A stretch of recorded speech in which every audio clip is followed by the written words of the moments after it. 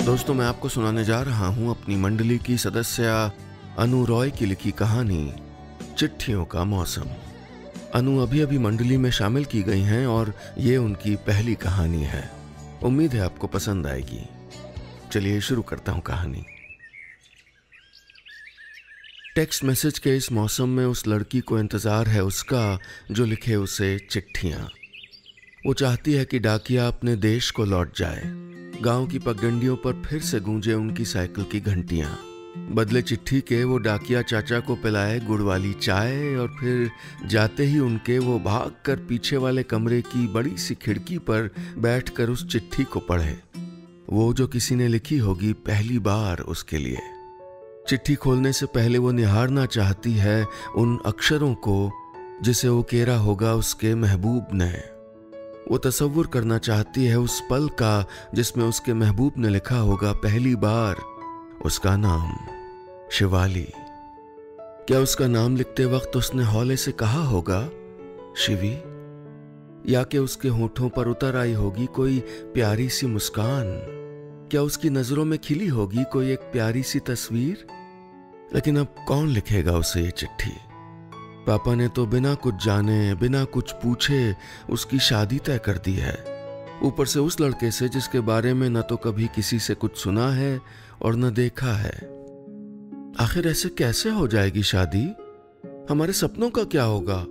हमको कौन चिट्ठी लिखेगा? नहीं नहीं, हम पापा से एक बार बात जरूर करेंगे। तो क्या हुआ, वो बड़ी सी कंपनी में नौकरी करता है और शहर में रहता है। हमको नहीं करनी किसी ऐसे शहर वाले लड़के से शादी। हमको पहले प्यार करना है। प्यार में लिखनी है ढेर सारी चिट्ठियां। हमें जानना है अपने महबूब को चिट्ठियों के जरिए। ऐसे नहीं कर लेंगे सीधे शादी। शिवाली रेडियो सुनते हुए मन में सारे हिसाब किताब सेट कर रही थी, लेकिन उसे समझ नहीं आ रहा था कि आखिर वो पापा से कहेगी तो क्या कहेगी। अब सीधे ये तो नहीं कह सकती ना कि मोहब्बत को जीना चाहते हैं पहले, इसलिए अभी नहीं करनी है शादी हमें। पापा तो ये सुनते ही भड़क जाएंगे और जो शादी अगले महीने होनी है वो आजकल में करवा डालेंगे। शिवाली के दिमाग के घोड़े दौड़ने शुरू हो गए थे। तरह तरह के प्लान सोच रही थी कि अम्मा ने उसे अंदर बुला लिया। पापा नहीं, अम्मा से बात करती हूँ। अम्मा जरूर पापा को मना लेंगी और इस शादी से बच जाऊंगी। लेकिन अम्मा को कैसे मनाऊं? शिवाली को अपनी बंधकों जैसी स्थिति पर रोना आ रहा था, लेकिन वो हार मानने वालों में से कहाँ थी। कूबकू फैल गई बात शनासाई की, उसने खुशबू की तरह मेरी पजीराई की। परवीन शाकिर की इस गजल को पढ़ते हुए शिवाली सोच रही थी, शादी के बाद कोई प्रेम कहानी थोड़ी बनेगी हमारी जो कोई हमसे इस कदर मोहब्बत करेगा। यार कैसे भी करके बस ये शादी रुक जाए और हम पढ़ने के लिए बाहर चले जाएं, तभी कुछ हो पाएगा। लेकिन अम्मा को शीशे में कैसे उतारें? शिवाली ने खुद में ही उलझे हुए आंगन में जैसे ही कदम रखा कि अम्मा की आवाज़ उसे धरातल पर खींच लाई। रोटियां सेक ले, मैं तब तक ताई जी से मिलाती हूँ, अम्मा ने आटे से सने हाथ धोते हुए कहा। ताई जी के पास अभी क्यों जा रही हैं अम्मा? शिवाली सोच में पड़ गई। सांझ होने के बाद अम्मा कहीं नहीं जाती। अम्मा ताई जी से मिलने अभी कहाँ जा रही हो? पापा आएंगे तो तुम्हारे लिए ही पूछेंगे ना। शिवाली रोटियां सेकते हुए बोली। अरे वो लड़का वाला से मिलके आई हैं आज, तो वही पूछने जा रही कि कहा उन्होंने। लड़का वाला? कौन लड़का वाला? अरे वही इंजीनियर जिसके लिए हम और पापा तुमको नहीं बताए थे। लड़का की बुआ ताई की सहेली हैं, तो इसीलिए ताई जी उनसे मिलके आई हैं आज। अम्मा सुनो तो, हमको नहीं करनी है अभी शादी। ग्रेजुएशन करवाई दी हो, अब बस बीएड कर लेने दो, फिर नौकरी के बाद जो कहोगी कर लेंगे। शिवाली ने बहुत हिम्मत जुटाकर अम्मा से आखिर अपने मन की बात कह ही डाली। अम्मा कुछ बोलती कि पापा और शिवम दोनों ही आंगन में हाथ पैर धोकर पहुंच गए खाने के लिए। पापा ने शायद शिवाली की बात सुन भी ली थी। उन्होंने मुस्कुराते हुए शिवाली के हाथों से खाने की प्लेट को लिया और अपने पास बैठने का इशारा किया। शिवाली झिझकते हुए बैठ गई। शिवी, लड़का बहुत होनहार है, इतनी बड़ी कंपनी में नौकरी करता है, मगर एक रत्ती भर घमंड नहीं है। ऊपर से उसकी अम्मा को भी तुम पसंद हो। जानती हो तुमको खुश रखेंगे वो लोग। मगर पापा, बेटा यहाँ देखती ही हो ना, लड़कियाँ कितनी भी पढ़ी लिखी, कितनी सुंदर क्यों ना हो, लेकिन बिना दहेज की कितनी शादियाँ हो पाती हैं। लेकिन इन लोगों को तुम और साथ में तुम्हारी पढ़ाई लिखाई सब बहुत पसंद है। वो लोग खुद ही तुम्हें आगे पढ़ाएंगे। पापा ने बड़े भरोसे के साथ ये बात कही। शिवाली को अब समझ में नहीं आ रहा था कि अब क्या बहाना बनाए, कैसे रोके ये शादी। आखिर इस रिश्ते में बुराई भी तो कोई नजर नहीं आ रही थी। लेकिन सिर्फ बुराई नहीं होने से सब अच्छा थोड़े हो जाता है। वो दूल्हा जिसे पापा ढूंढ के ला रहे थे वो महबूब थोड़े हो जाएगा, और तो और वो चिट्ठियां थोड़े लिखेगा उसको।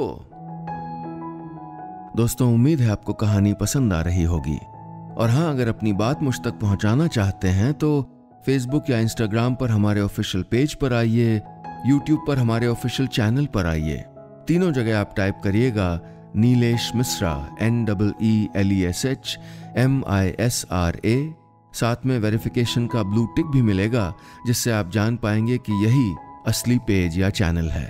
और हाँ, अगर आप ट्विटर पर हैं तो मेरा हैंडल है नीलेश मिश्रा। उस पर भी आपको वेरिफिकेशन का ब्लू टिक मिलेगा ताकि आप सही पते पर आएं।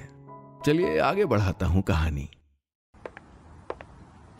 पापा बाजार से लाए अमरूद लिए शिवाली के कमरे में दाखिल हुए, जहां खुद से और पापा से नाराज शिवाली पेट के बल लेटी न जाने किन ख्यालों में गुम थी। पापा अमरूद उसकी हथेली पर रखते हुए बोले, बेटा तू यूं परेशान ना हो ना, हम उनसे तुम्हारे बीएड की बात करेंगे, वो ज़रूर पढ़ाएंगे तुमको आगे। और जो नहीं पढ़ने दिए तब?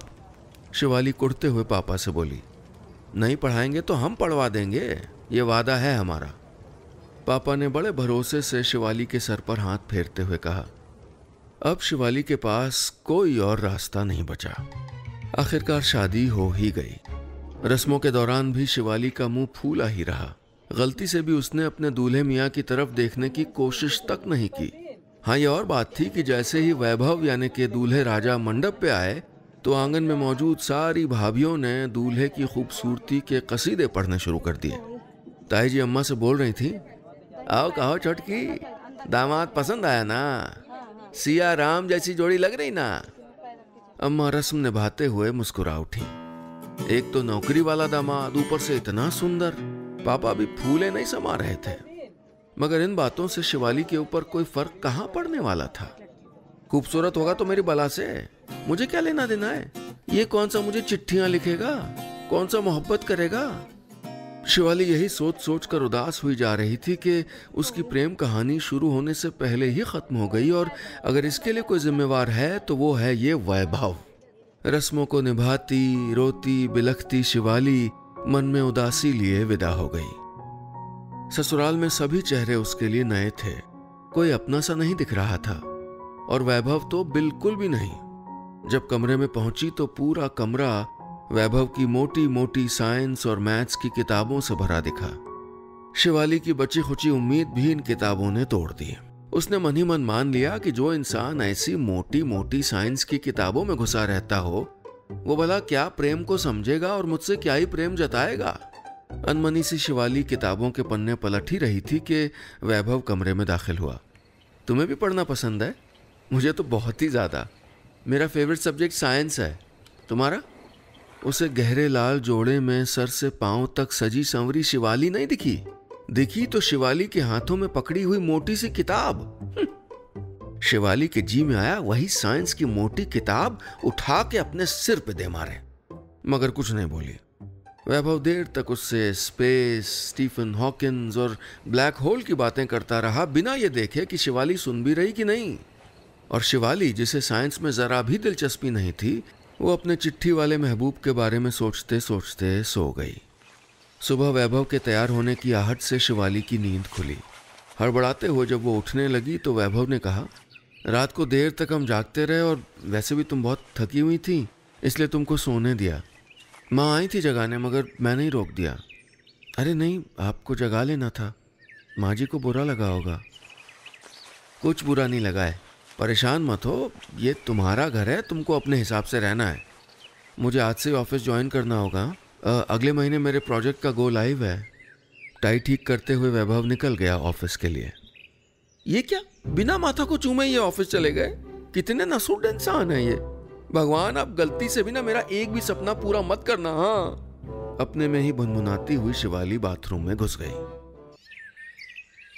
कहाँ शिवाली के दिन अपने घर पर यूं ही पलक झपकते उड़ जाया करते थे और यहाँ तो काटे नहीं कटते थे।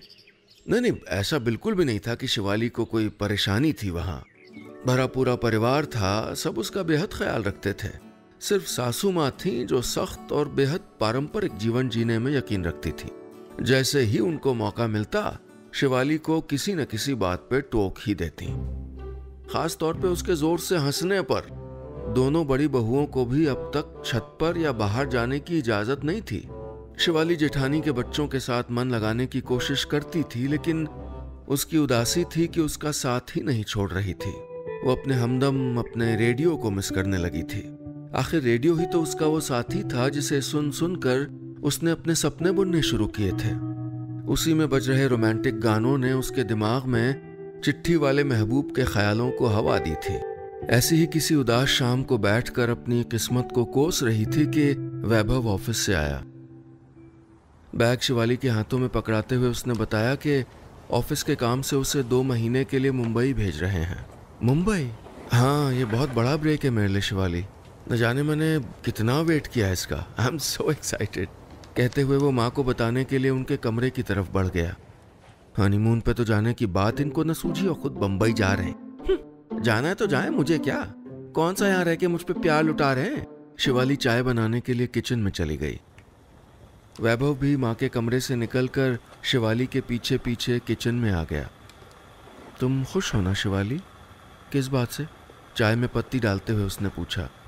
अरे यहाँ इस घर में हमारे साथ और अब मेरे मुंबई जाने से। खुश? मेरी खुशी की किसको पड़ी है? मुझे कौन है जो प्यार करता है? पापा को लगा था आपसे शादी के बाद मेरी जिंदगी एकदम खुशियों से भर जाएगी। अम्मा को लग रहा था आप मुझको पलकों पे बिठा के बहुत प्यार करेंगे, मगर आप तो माशाल्लाह आप ही हैं। आपको साइंस और स्टीफन हॉकिंस से छुट्टी मिले तब प्यार करेंगे ना, और पूछते हैं कि खुश हो ना। आए बड़े। शिवाली की जबान पर शिकायतें बस आते आते रुक गईं। वो चुप रही। सिर्फ हाँ में सर हिलाकर उसने जवाब दिया, चलो अब मैं बेफिक्र होकर वहां रह पाऊंगा। तुम चाहो तो यहाँ नहीं तो अपने घर भी जा सकती हो, मैं माँ से बात कर लूंगा। चाय का कप लेते हुए वैभव किचन से निकल आया। शिवाली की आंखों से 2 मोटे मोटे आंसू ढुलक कर उसके गालों पर आ गिरे। जिंदगी में हम जो भी चाहें वो हमें मिल ही जाए, जरूरी तो नहीं। हम सोचते अपने लिए 1000 चीजें, मगर होता उनमें से एक भी नहीं। लेकिन मैंने ऐसे कौन से बड़े सपने पाल लिए थे। यही तो चाहा था कि एक महबूब मिले जो बिल्कुल वैसे प्यार करे जैसा फिल्मों में दिखाते हैं। मगर वो फिल्म में जो प्यार दिखाते हैं वैसा प्यार होता नहीं है हकीकत में। कोई किसी को चिट्ठी नहीं लिखता, कोई प्यार नहीं जताता, सब बेवकूफी है। असल जिंदगी में कुछ भी रोमांटिक नहीं होता। कोई हवा चलने पर हमारे बाल स्लो मोशन में उड़ते हुए वैभव को नहीं दिखते, और न ही हमारी साड़ी का आंचल कभी उनकी शर्ट की बटन से उलझता है। और तो और उस दिन स्टूल से पैर को लग गई थी तो वैभव ने सिर्फ इतना ही पूछा कि लगी तो नहीं? कहाँ गोद में उठा के मुझको चलने लगे। सब झूठ और फरेब दिखाते हैं फिल्मों में। डायरी के पन्नों पर भड़ास निकालते हुए न जाने शिवाली को कब नींद आ गई पता ही नहीं चला। शिवाली खाना खा लो। वैभव की आवाज से नींद खुली। खाना? हाँ, बड़ी भाभी ने रोटियां सेक ली हैं, चलो खा लो। आपने खा लिया? हाँ। खा के आए। ये कहा हुआ कि साथ में एक ही प्लेट में खा लेते, अपने हाथों से निवाला खिलाते, मिर्च लगती तो झट से पानी बढ़ाते। शिवाली हाथ में प्लेट लेकर धीरे धीरे खाते हुए सोचने लगी। तुम उदास लग रही हो, माँ ने कुछ कहा है क्या? लैपटॉप ऑन करके सामने बैठते हुए वैभव ने पूछा। शिवाली सवाल का जवाब टालते हुए बोली, आपने माँ से बात कर ली मेरे घर जाने के बारे में? उन्होंने क्या कहा? अरे माँ कह रही कि शादी के बाद का पहला तीज ससुराल में ही करना होता है, इसलिए तुम नहीं जा सकती। शिवाली की उदासी अब दुख में बदलने लगी। कहाँ तो वैभव ने जब उससे उसके घर जाने की बात कही थी तो लगा था कि आज़ादी मिलेगी, पुराने दिन लौट आएंगे, मगर ये क्या, अब तो वैभव भी नहीं होंगे और न मैं मायके जा पाऊंगी। पूरा दिन इस कमरे में निकालना होगा, न छत पे जा पाऊंगी नहीं बाहर कहीं। यहाँ कैसे गुजरेंगे ये दिन? वैभव के मुंबई जाने में सिर्फ चंद दिन बाकी थे। वो अपने ही कामों में बुरी तरह उलझा हुआ था। खुद के लिए भी वक्त उसे मुश्किल से मिल पाता था। ऐसे में शिवाली और अकेली होती चली गई। वैभव के घर से निकलने से एक रात पहले न जाने क्यों शिवाली को खूब रोना आ रहा था। कहीं ऐसा तो नहीं था कि उसे वैभव से ही मोहब्बत हो चली थी? मोहब्बत और उस नसुड से? अपने ही दिल से उठती आवाज को दबा डाला उसने। वैभव ने भी कोई खास बात नहीं की, बस निकलते वक्त इतना कहा, अपना ख्याल रखना, और नजरें चुराते हुए निकल गया कमरे से बाहर, शिवाली को गले लगाए बगैर। शिवाली वैभव के जाते ही बेहिसाब फूट फूट कर रोने लगी। उसे लगा जैसे कि उसका कोई सबसे अपना दूर जा रहा हो। उसके लिए ये रोना अजीब था। आखिर वो पापा का लाया हुआ दूल्हा ही तो था, कोई वो महबूब थोड़े जिसके वो सपने बुनती थी। देर तक तकिए में मुंह घुसाए रोती रही। जब रोना कम हुआ और करवट बदली तो हाथों के नीचे कुछ खुरदुरा सा लगा। नजरें उठाकर देखा तो कोई पन्ना सा मुड़ा हुआ था जिसके ऊपर लिखा था, तुम्हारे लिए। आंसुओं को हौले से पोंछकर शिवाली ने पढ़ना शुरू किया। शिवी, मैं जानता हूं तुम मुझसे खफा हो और तुमको हक है, पूरा पूरा हक है मुझसे खफा होने का। आखिर एक लड़की जो ऐसे महबूब के सपने देखती हो, जो टेक्स्ट मैसेज के इस मौसम में उसे चिट्ठियां लिखे, जो उसकी हथेलियों को अपनी हथेली में रखकर अपनी किस्मत की तारों को उसकी रेखाओं से जोड़े, जो चांद रात को छत पर बैठकर उसके बालों की ओट ले, चांद से लुका छुपी करते हुए फराज की वो नज्म गुनगुनाए, सुना है लोग उसे आंख भर के देखते हैं, सो उसके शहर में कुछ दिन ठहर के देखते हैं। और मिल गया तुमको वो जिसका शेर व शायरी तो क्या, आर्ट और लिटरेचर से तक कोई वास्ता नहीं था, जिसने तमाम उम्र साइंस और मैथ पढ़ के गुजार दी, जिसके लिए मोहब्बत जैसी कोई शय थी ही नहीं, जो मोहब्बत को फिल्मों का एक हिस्सा भर मानता था। ऐसे में मेरी जिंदगी में तुम आई। तुम्हारा आना मेरी जिंदगी की सबसे खूबसूरत बात थी। तुमसे और तुम्हारी बातों से धीरे धीरे प्यार होने लगा।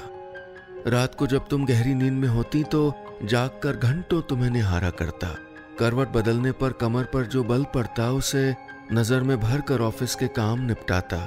मगर शिवी, ये और बात है कि मैं कभी तुम्हारे चेहरे को हथेलियों में भर कर, माथा चूम कर आई लव यू नहीं कह पाया। मुझे झिझक होती है। परसों रात जब तुम डायरी लिखते हुए सो गई तो चुपके से मैंने सिर्फ वही एक पन्ना पढ़ा जो तुम उस वक्त लिख रही थी। शिवी, मैं जानता हूं कि यह शादी तुम्हारी पसंद की शादी नहीं है। मैं वो महबूब नहीं हूं जिसके लिए तुम सोचा करती थी, लेकिन मुझे वो महबूब होना है जो तुम्हें चिट्ठियां लिखे, जो जाहिर करे अपनी बातों को तुम्हारे कानों में धीरे से बोलकर, जो चूम ले तुम्हारे सपनों को तुम्हारी पलकों से। शिवाली, मुझे पति बनने की कोई जल्दी नहीं है। शिवी, क्या बन सकता हूं मैं तुम्हारा वो महबूब? अगर हाँ तो लिखना, मुझे इंतजार करूंगा। तुम्हारा मैं। जो आंसू शिवाली की आंखों की कोर पर आ ठहरे थे वो अब फिर से बहने लगे। वो उठी लिखने के लिए अपने महबूब को पहली चिट्ठी, दूसरी चिट्ठी के इंतजार में। बस इतनी सी थी ये कहानी। और हमारे इस YouTube चैनल को सब्सक्राइब जरूर करिएगा। सब्सक्राइब का बटन दबाइए और एक घंटी का जो निशान दिख रहा है ना, उस पर जरूर क्लिक करिए, ताकि जब भी मैं नई कहानी सुनाऊं आप तक ईमेल में तुरंत पहुंच जाए।